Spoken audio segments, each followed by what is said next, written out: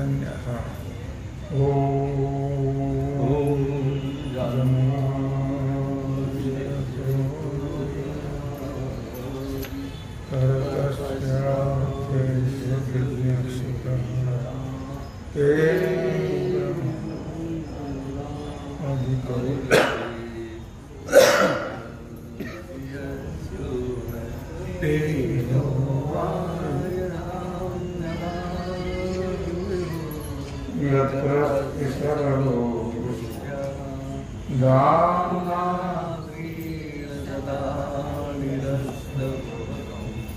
सत्यं परं धीमहि सत्यं परं धीमहि सत्यं परं धीमहि गोपाल कृष्ण भगवान जय।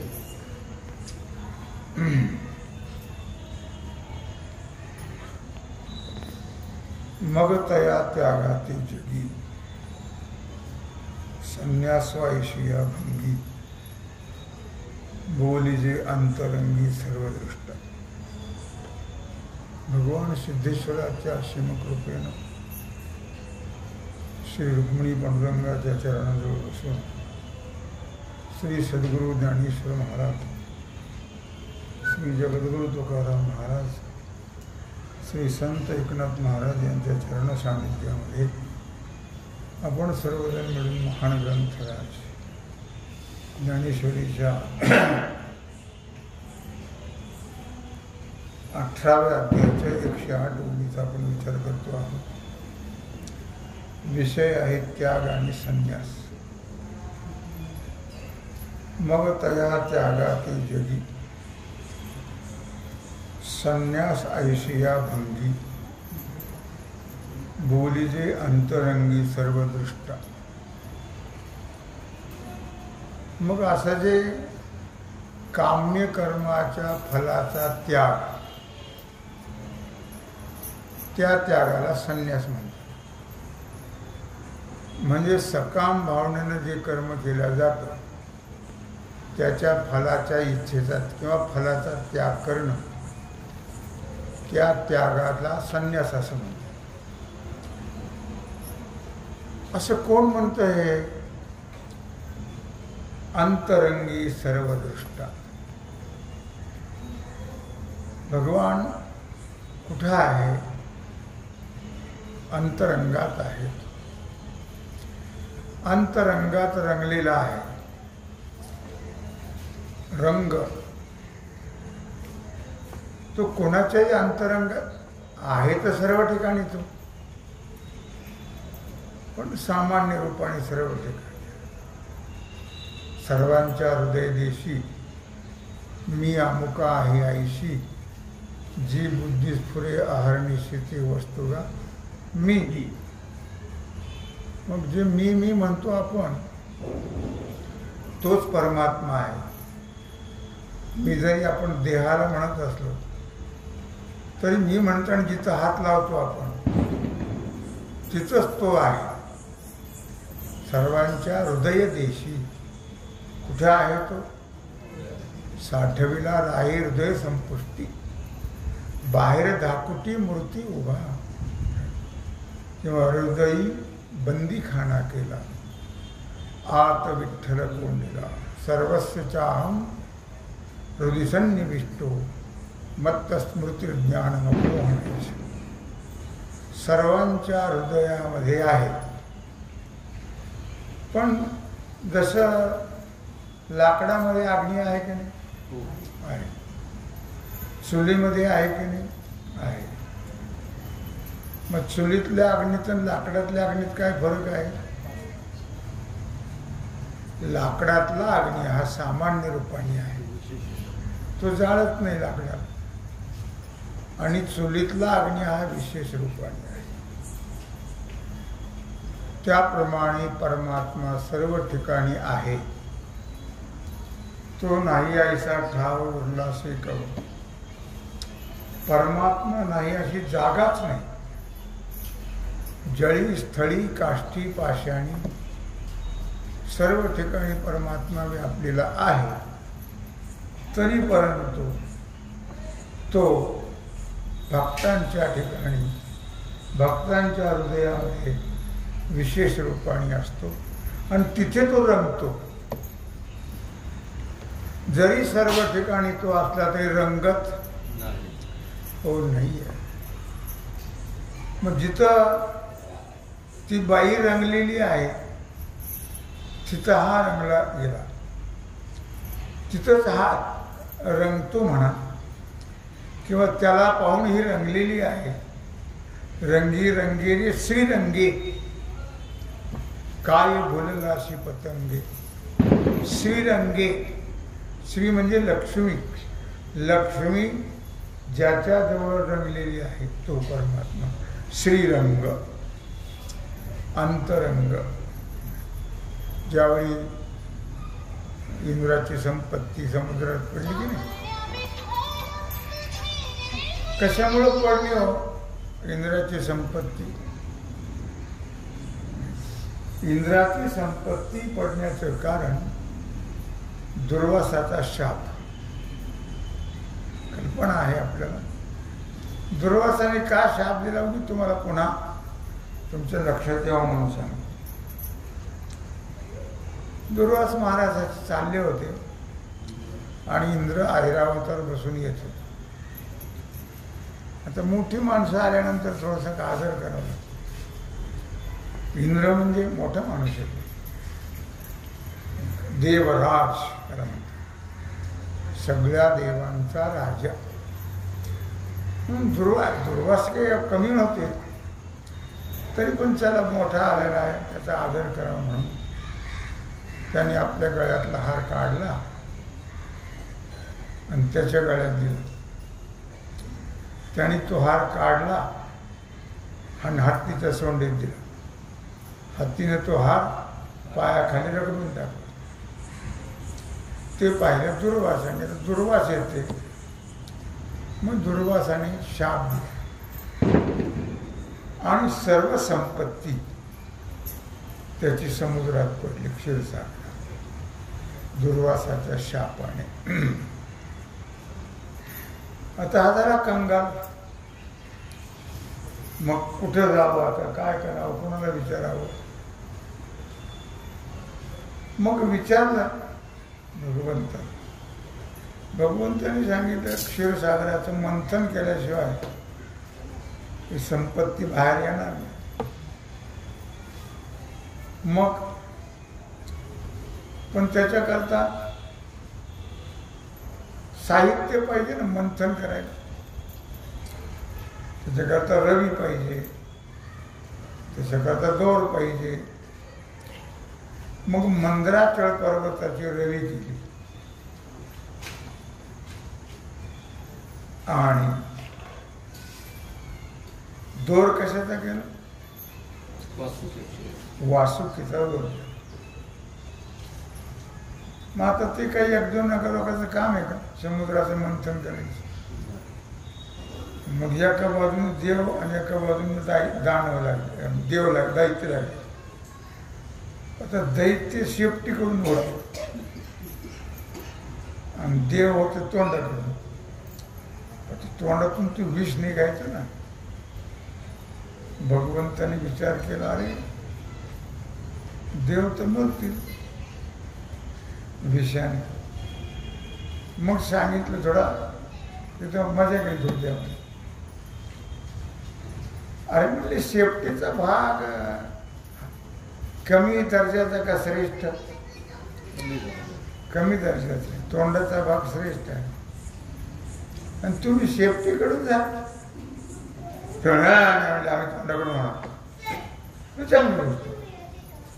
मग ते झाले तोंडाकडून, हे झाले शेपटीकडून आणि मंथन सुरू झालं.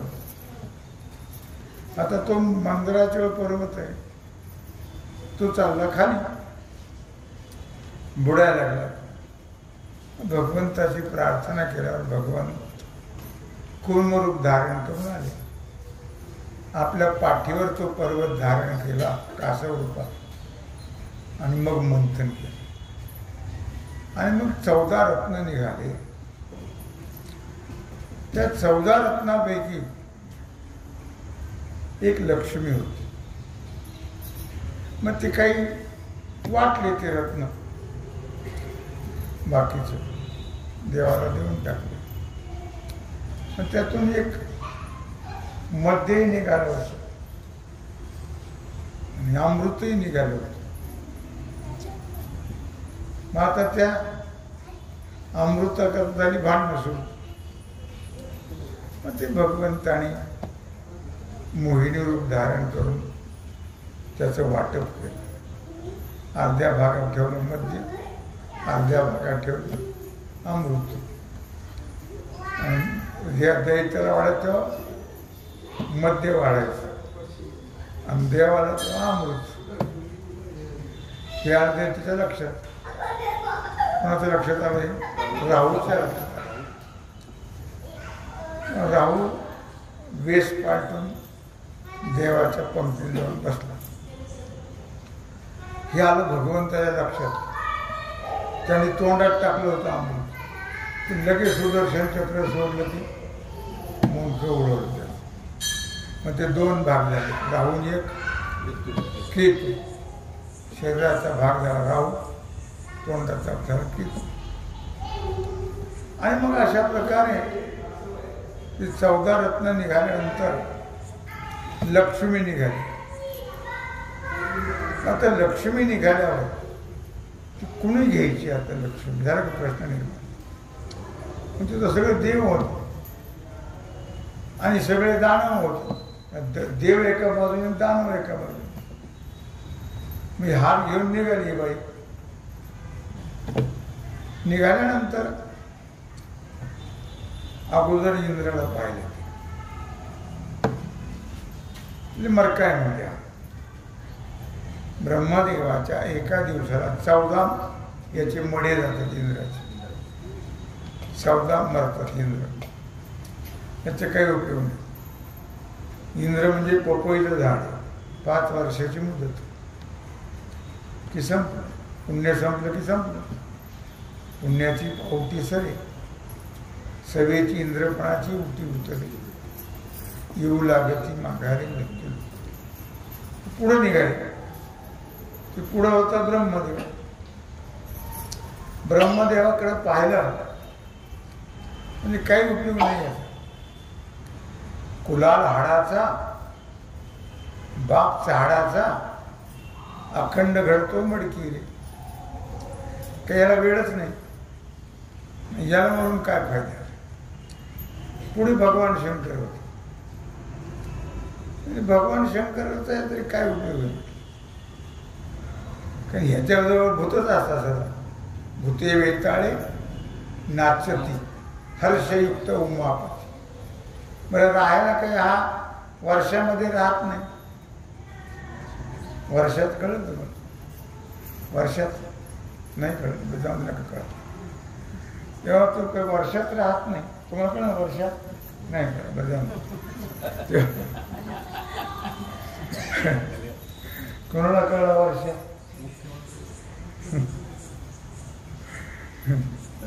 तेव्हा त्या दिवशी अध्यात्माचं व्याख्यान ऐकायला गेलं त्या का बाईच परवा. चौतोंडी शिरे येते सगळीकडे बसतात. तेव्हा अशा प्रकारे काय सांगत होतो? काय सांगत होतो? काहीतरी चाललं का? मी खरी एवढं ऐकलं आणि त्याचं पण तुम्ही सांगितलं नाही. भगवान शंकर हे कुठं राहतात? स्मशाने स्वाक्रीडा स्मरहर पिशाचा सहचारा. यांचं वराण स्मशानात. कपडे तरी धड आहेत नाही. शोभते तरी चांगले आहेत काही. भूतच आणि वेताळे नाचत काही उपयोग नाही. मग सगळे देवाला असं पाहत पाहत सगळे देव पुढं मान करायचे. मेरे गेले मी डालो, मेरे गेले मी. कोण घालतो कोणाच्या गळ्यात? हे सगळ्याचं पाहत पाहत हे सगळे फालतू आहेत. म्हणजे यांचा काही उपयोग हो नाही. काही केलेले देव, काही झालेले देव, काही आलेले देव आणि काही हंगामी देव. 4 प्रकारे देवा जाऊ द्या. तेव्हा म्हटलं याचा काही उपयोग नाही यांचा. सगळ्याकडे ते नुसते माना पुढं करायचे, पण ही आपली पुढंच चालली.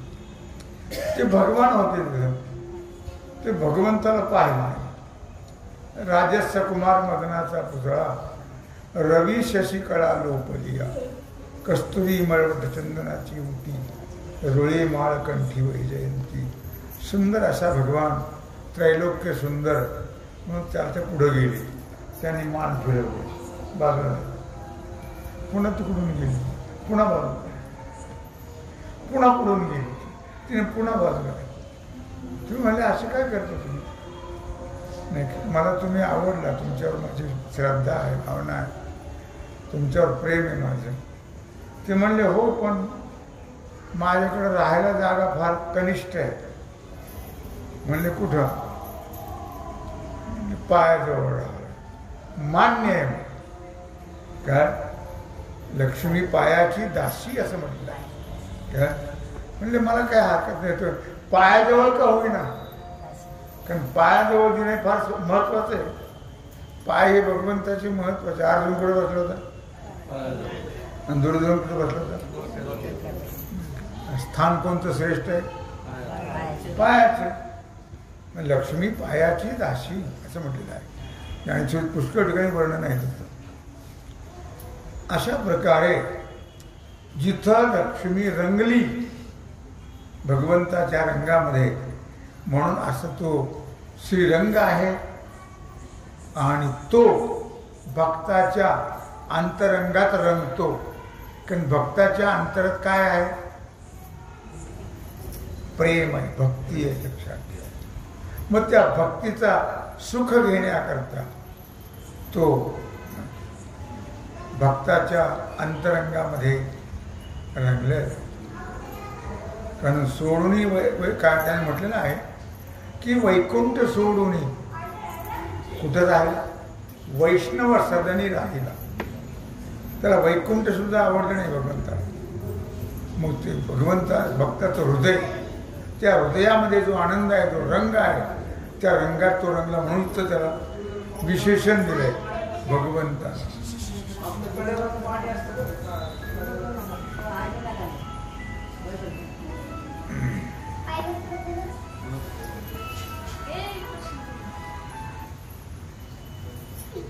ऐसे बोली जे अंतरंगी. मग कसा आहे पुन्हा तो? सर्वदृष्टा. भगवान हा सर्वदृष्ट आहे, सर्वांचं त्याला कळतं. लिहून ठेवावं लागत नाही किंवा मोबाईलमध्ये नाही, त्याला सर्व कळतं. जाणे अंतरीचे सकळ नारायण.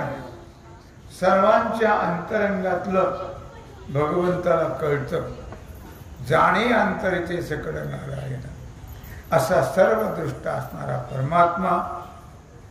आणि त्याने अर्जुनाला सांगितलं, अर्जुना की एक लक्षात ठेव, या जगामध्ये कर्मफलाच्या त्यागाला संन्यास म्हणतात, असं भगवंताने अर्जुनाला सांगितलं. हे काम्य कर्म सांडणे, ते कामणे तेचे उपडणे, द्रव्य त्यागे दवडणे भयदैश.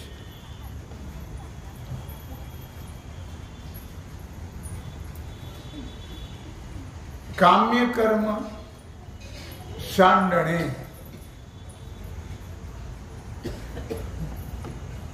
ते कामणे तेची उपडणे,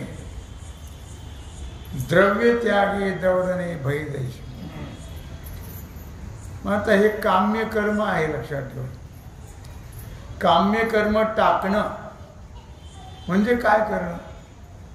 नुसतं टाकायचं नाही, तर इच्छे सुद्धा समूळ उपटून टाकायचे.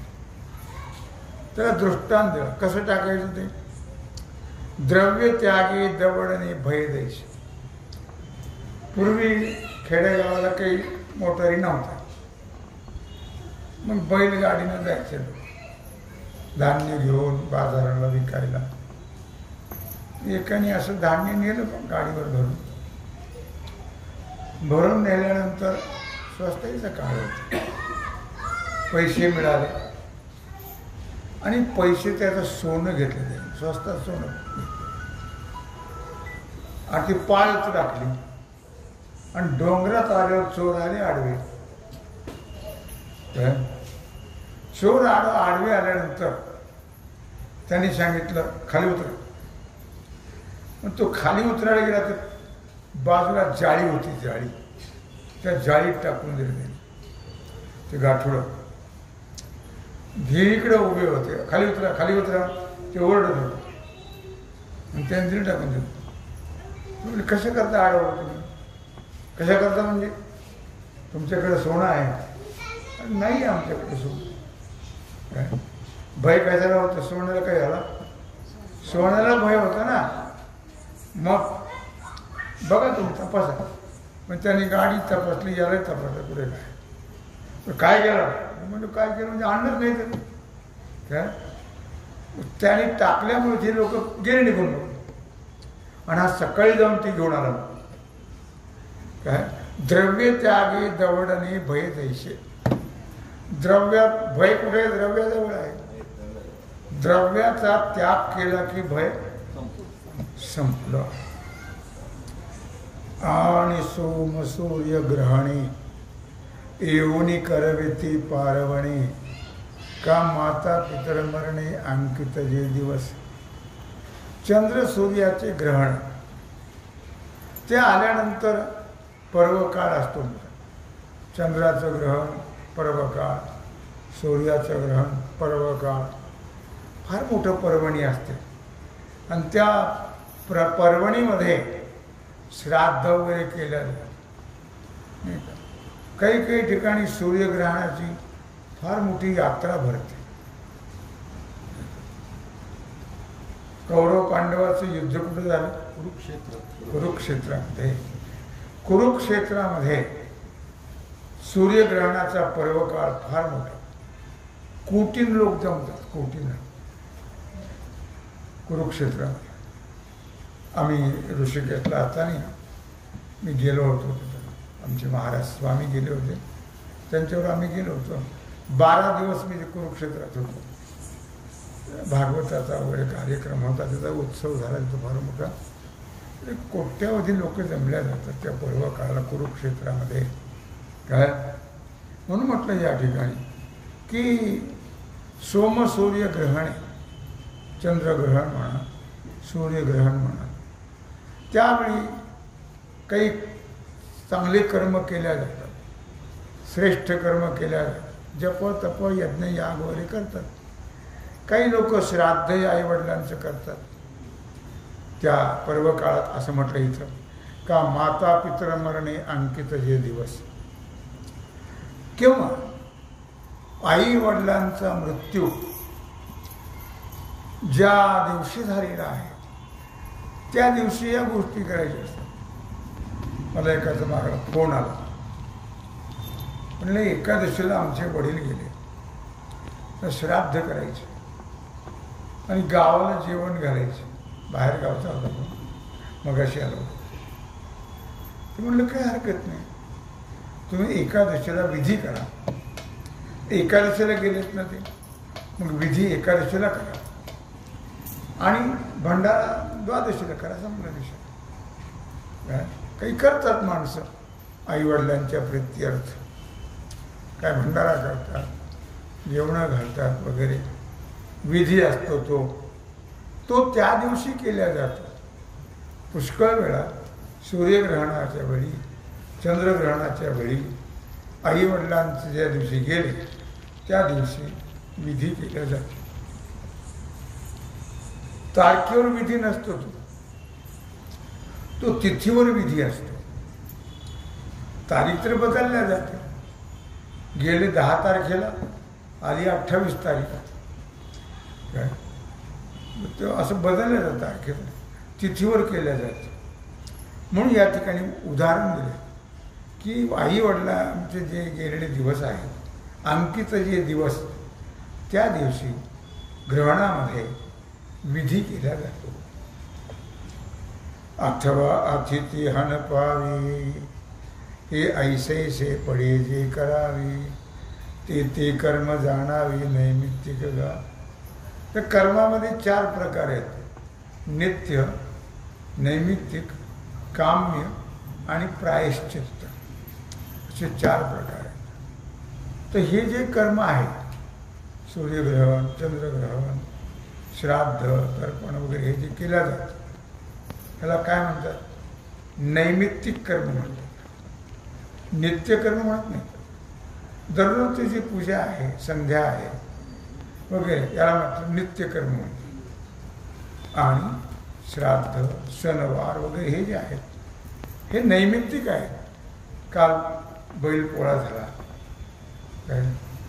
तर तो कसा होता? नैमित्तिक आहे. त्या निमित्ताने बैलाची पूजा वगैरे केल्या जाते. काय म्हणून नैमित्तिक कर्म, श्राद्ध, तर्पण, पुण्यतिथी, सणवार हे नैमित्तिक कर्म आहे. त्या निमित्ताने केल्या जाणारं कर्म त्याला नैमित्तिक कर्म असं म्हणतात. वार्षिया शोभे गगन, वसंते दुनावी वन, देहा शृंगारी यवण दशादेश. वार्षिया शोभे गगन. आकाशाला शोभा कधी उन्हाळ्यात असते का? नाही, वर्षा ऋतूमध्ये शोभा असते. वार्षिया म्हणजे वर्षा ऋतूमध्ये आकाशाला फार शोभा असते. ते विजा चमकतं काय, ढगांचा कडकडाट काय, तो पाऊस येतो काय, मोठी शोभा आहे. कशाची शोभा आहे? आकाशात. कधी असते? वर्षा ऋतूमध्ये असते. वार्षिया शोभे गगन, वसंते दुनावे वन. वनाला शोभा कधी असते? वसंत ऋतूमध्ये वन प्रफुल्ल होतं. फळाने, फुलाने, पानाने अत्यंत प्रसन्न वन राहतं वसंत ऋतूमध्ये. ते कर्म जाणावे. हा, तो देहा शृंगारी यवण दशा देशी. मग देह, आपलं देहाला जे शृंगार, शोभा, देहाची शोभा कधी आहे? बालपणात का म्हातारपणात? देहाला शोभा आहे तारुण्यामध्ये. बालपणात आहे, पण ते बालपणात त्याला काही कळत नाही ना. घाणीमध्ये लोळत असतं तरी पण शेंबडा सुद्धा त्याची मुक्की घेतात. म्हातारी माणसं पण घेतात नाही. मग सौंदर्य केव्हा असतं? तारुण्यामध्ये. शोभा केव्हा असते? तारुण्यामध्ये. एक आळंदीचे महाराज येत असत. ते हरिदासी कीर्तन करत वारले. ते त्यांचं नाव होतं कृष्ण महाराज. कृष्ण महाराज नाही, कृष्ण महाराजांचे चिरंजीव होते ते. त्यांचं नाव लक्षात नाही माझ्या. उंच धजल, इतका दिसायला सुंदर होता की बरोबरच काम. पुढे मी तेव्हा आळंदीला होतो, तेव्हा नंतर त्यांचे दात पडले सगळे. ते असं दिसायचं की त्याला पोरं घ्यायची. सौंदर्य कधी असतं? म्हातारपणी नसतं. म्हातारपणी सौंदर्य कोणाचं असतं? म्हातारपणी सौंदर्य नसतं अशातला भाग नाही. म्हातारपणी पण सौंदर्य असतं. पण कोणाचं असतं सांगू शकाल? म्हातारपणी सौंदर्य कोणाचं असतं? हा का? भक्ताचं सौंदर्य असतं. लक्षात ठेवा. भक्ताच्या ठिकाणी त्या भक्तीचं तेज आहे काय. नाही तर मग बाकीचे मेया किंवा रोती येतो बोले सुरतही वैसी फोडली गोवरी दिसे दिशी तोंडावर. सगळे तुम्ही संसारिक माणसाकडे कोणाकडे पहा, ते प्रसन्न नसतात. सगळ्यांचे चेहरे सुकलेलेच असतात. काही ना काही मागं असतं. कशाचं ना कशाचं टेन्शन डोक्यात असतं. टेन्शन घ्यायचं नाही. भूतकाळाचा विचार करायचा नाही. भविष्यात जायचं नाही. कारण वर्तमान काळात भगवंताची भक्ती करत आहे म्हणजे मनुष्याला टेन्शन येत. टेन्शन आलं की सगळंच कमी होतं. पावर आहे मनुष्याचं जे तेज आहे ते कमी होतं. पण भक्ती सुखेही नोंद वाढे. भक्तीनं मात्र तेज वाढलं, सौंदर्य वाढलं. कोणाचं? भक्ताचं. म्हणून काय व्हावं? भक्त व्हावं. का सोमकांतो सोमे पदम. जाऊ बरीच वेळ झाली ना, तेव्हा झाली सेवा भगवत चरणी समर्पित करून राहिला जो सेवेचा भाग आहे तो आपण उद्या पाहू. कुंडलिक वरदा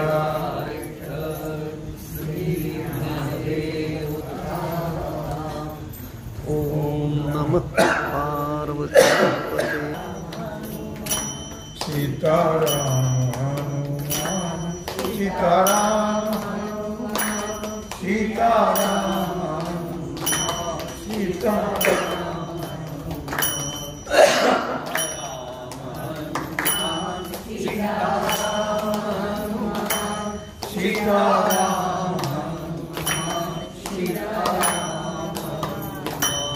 सीताराम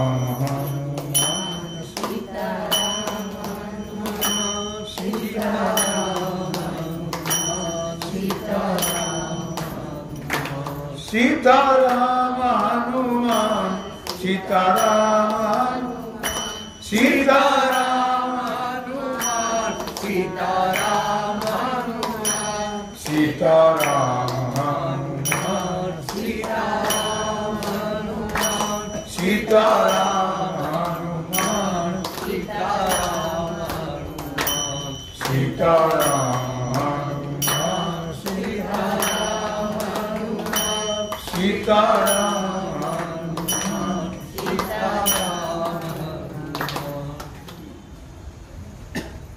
या विठोचा गजर हरे नामाचा झेंडा रोवला. या विठोचा गजर हरे नामाचा झेंडा रोवला. या विठोचा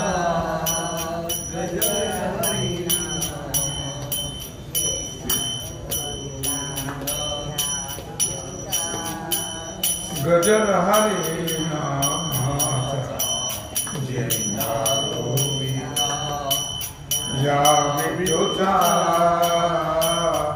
गजर हरे नामाचा झेंडा रोविला. या विठोचा गजर हरे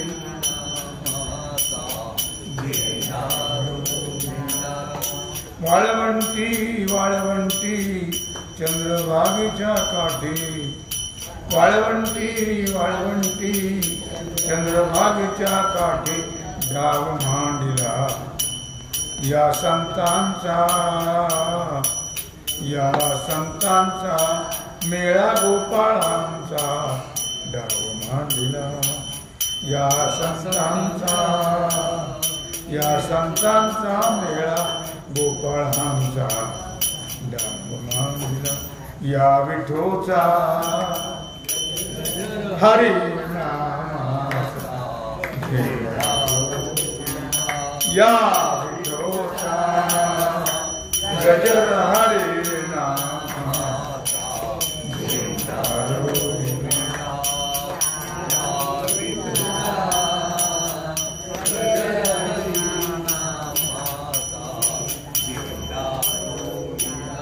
कौल घेतला लिहून 100 वर्षे जाण. कौल घेतला लिहून 100 वर्षे जाण.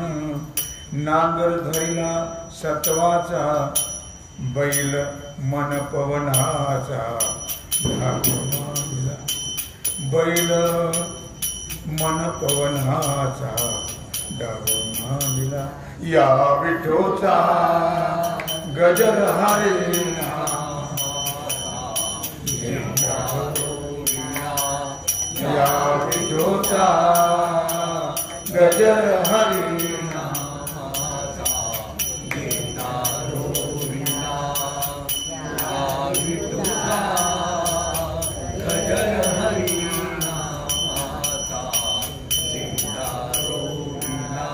उधन प्रेमाची घातली स्वस्थ बसून सद्गुरु जवळी उधन प्रेमाची घातली स्वस्थ बसून सद्गुरु जवळी पेला घेतला ज्ञानाचा पेला घेतला ज्ञानाचा तोची अमृताचा डाव मांडला या विठोचा गजर हरी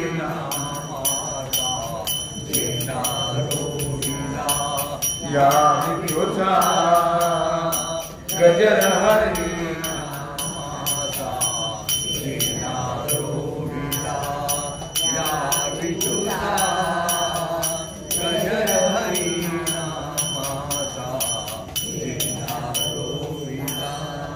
पंचतत्वाची गोपण क्रोध पाखरे जाण पंचतत्वाची गोपण क्रोध पाखरे जाण धोंडा घेतला नामाचा धोंडा घेतला नामाचा करीतसे जागरण या विठोचा गजर हरी या विठोचा गजर हरी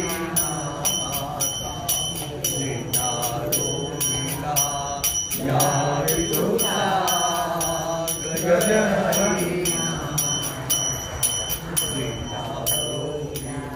केशवदास म्हणे संतांचा मेळा गोपाळांचा केशवदास म्हणे संतांचा मेळा गोपाळांचा करीते गजर हरिनामाचा करीते गजर हरिनामाचा डाव मांडला या विठोचा गजर हरिनामाचा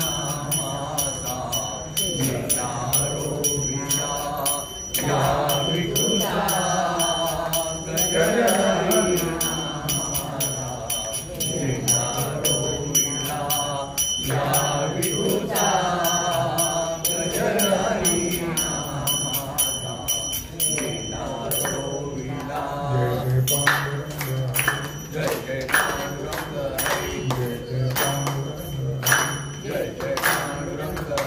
जय जय पांडुरंग जय जय पांडुरंग जय जय पांडुरंग जय जय पांडुरंग जय जय पांडुरंग जय जय पांडुरंग जय जय पांडुरंग जय जय पांडुरंग जय जय पांडुरंग जय जय पांडुरंग जय जय पांडुरंग जय जय पांडुरंग कुंडली तोरणा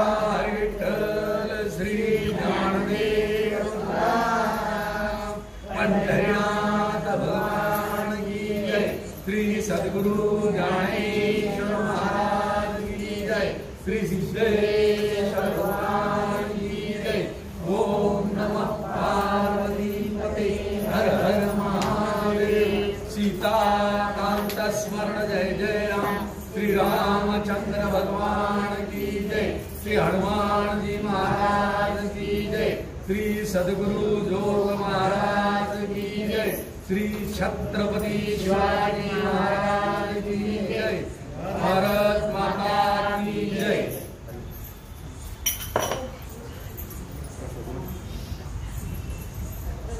गाड़ी में